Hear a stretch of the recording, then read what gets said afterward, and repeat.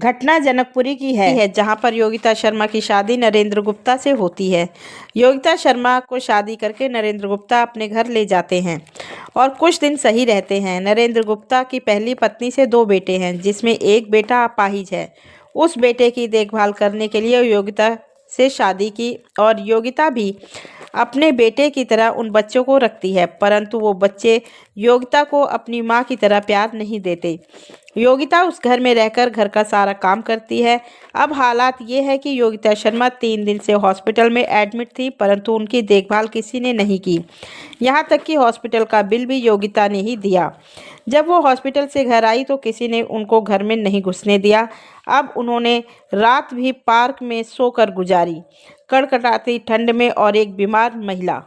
ये मेरे हस्बैंड नरेंद्र गुप्ता हैं। नरेंद्र गुप्ता जी की वाइफ योगिता शर्मा जी, इनके साथ काफ़ी दुखद घटना हुई है जिसके बारे में कुछ बताना चाहेंगे। क्या हुआ मैम आपके साथ? मेरी शादी हुई थी, मैंने इतनी एज में शादी करी थी। इसका बेटा हैंडीकैप है, उसको देख करके उसके बारे में उन्होंने बताया मेरे को। तो हमारी खूब रजामंदी से शादी हुई है, सारे इनके फैमिली वाले इन्वॉल्व हुए थे हैं।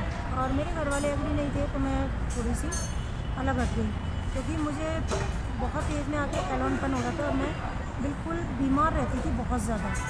उसके बाद में क्या हुआ, यहाँ पे आई, मैं उसकी खूब सेवा कर रही हूँ, काम वालियाँ भी इन्होंने हटा दी, मैं खाना भी बना रही हूँ, कपड़े भी धो रही हूँ। मेरी तबीयत ख़राब हो गई, बड़ी मुश्किलों से मेरी सास ने सब चीज़ हटा दी।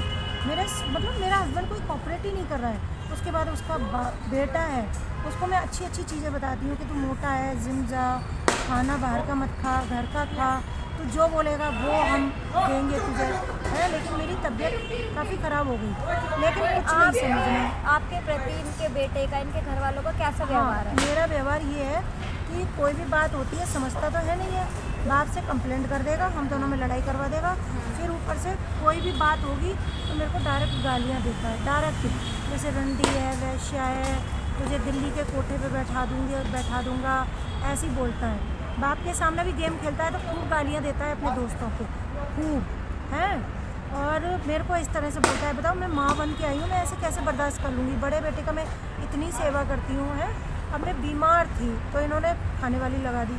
अब ये बताओ, अगर मैं माँ नहीं हूँ और मैंने अगर माँ जैसा फ़र्ज़ भी पूरा किया है, बोला है, तो मैं गाली सुनूँगी? उसके बाप को तो कुछ बोलना चाहिए। बाप से मैं कंप्लेंट करती हूँ, पहले मैं नहीं बोलती, उसके मुँह नहीं लगती, लेकिन बाप कुछ बोलता ही नहीं है। जब नहीं बोलता है तो फिर मुझे बोलना पड़ता है, मुझे गुस्सा आज आता आपके है। साथ ऐसा क्या हुआ जो आप बिल्कुल टूट गई, बिल्कुल आप अब नहीं रह पा रही, आप इतनी दुखी हैं? क्या हुआ आपके साथ आज? कल की घटना मैंने आपको बताई थी, वीडियो बनाया था, आप देख ही सकती हैं कि वहाँ पे वीडियो में क्या क्या मेरे साथ हुआ। पूरी रात में इतनी ठंड में वहाँ रही। फिर किसी ने मेरे को ऊपर 2 बजे कुत्ते भौंक रहे थे, 2 बजे तो सभी के ऊपर कुत्ते भौंकते हैं, अगर लेट करके बैठोगे तो जैसे भिखारी लगते हैं ऐसे। तो कोई आई लेडीज़, उन्होंने बोला कि आप गेट के अंदर लेट जाइए, क्योंकि पूरे कॉलोनी वालों ने मेरा साथ दिया।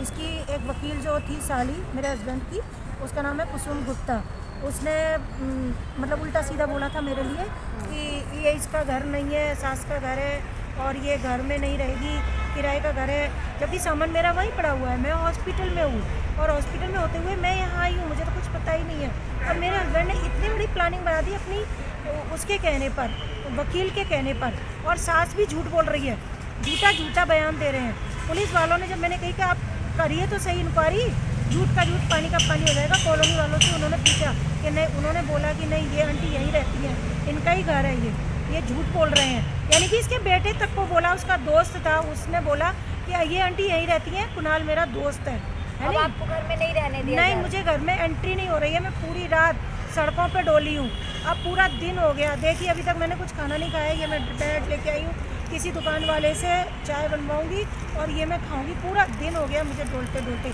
और मेरा हाथों को आप देख सकते हैं, इनके हाथों में भी बहुत बुरी तरीके हाँ, से, मेरे यहाँ पे ये देखो, ये मेरे वो चढ़ी है, स्लाइन जो चढ़ी है, ग्लूकोज की बोतल, एंटीबायोटिक, क्योंकि मुझे लिवर में इन्फेक्शन था। मैं अकेली गई थी, अकेली मैंने पेमेंट किया है उनका 25,000 में मैं हॉस्पिटल से निकल के आई हूँ।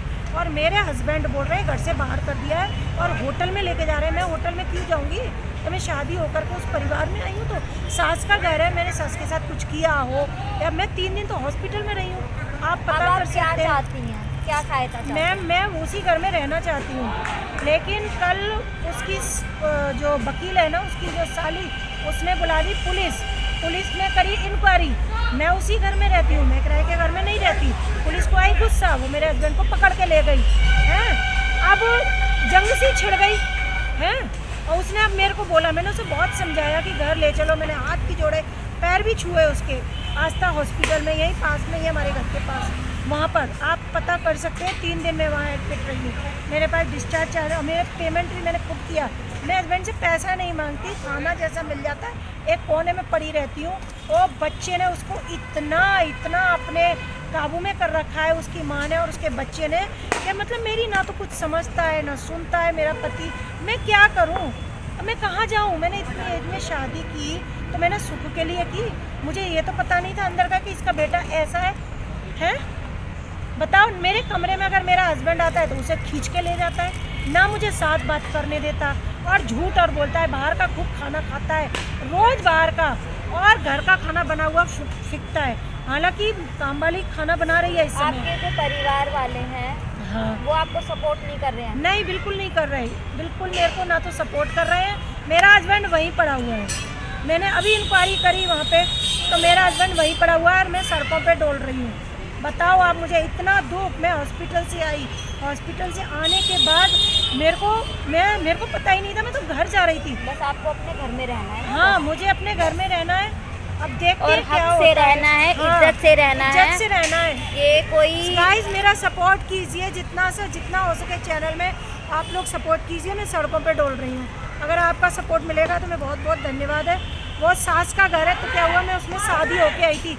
ये मेरी कहानी नहीं है, मैं तो इतनी एज की हूँ, मेरे साथ ऐसा हो रहा है, तो कल को आने वाली जो लड़कियाँ हैं, उनकी सास प्रॉपर्टी पे अपना दावा ठोक करके और झूठा बोल करके उनको भी मेरे जैसे घर से बाहर निकाल सकती है। ऐसा नहीं है कि बहुएं ही खराब होती हैं। यहाँ देखो, मेरी सास खराब है सामने, बताओ, मेरा सामान तक नहीं लेने दे रही।